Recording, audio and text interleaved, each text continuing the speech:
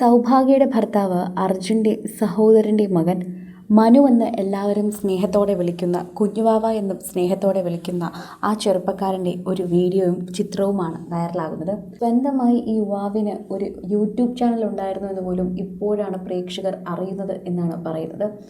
ഇപ്പോഴിതാ സൗഭാഗ്യയുടെ വീട്ടിലേക്ക് ഒരു അതിഥി കൂടി എത്തുന്നു എന്ന സന്ദേശമാണ് ഇപ്പോൾ പ്രേക്ഷകരുടെ അടുത്തേക്ക് എത്തുന്നത്.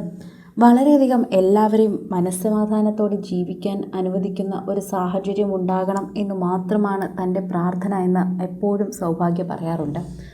സൗഭാഗ്യയുടെ ഏട്ടത്തിയമ്മയും അമ്മായിയമ്മയും ഒക്കെ അടുപ്പിച്ചായിരുന്നു ആ വീട്ടിൽ നിന്ന് മരണമടഞ്ഞ് പോയത്. ആ വേദന ആ കുടുംബത്തിൽ നിന്ന് മാറാൻ ഒരുപാട് സമയമെടുത്തിരുന്നു. അവിടെ നിന്ന് മാറാനൊക്കെ തന്നെയും അവരെ ഏറ്റവും കൂടുതൽ സഹായിച്ചത് കൊച്ചു ബേബി തന്നെയായിരുന്നു. അവിടെ നിന്ന് പ്രേക്ഷകർ കാണുന്ന രീതിയിൽ ഇന്നത്തേക്ക് ഉയർന്നു വരാൻ അവർ ഒരുപാട് കഷ്ടപ്പെട്ടിരുന്നു.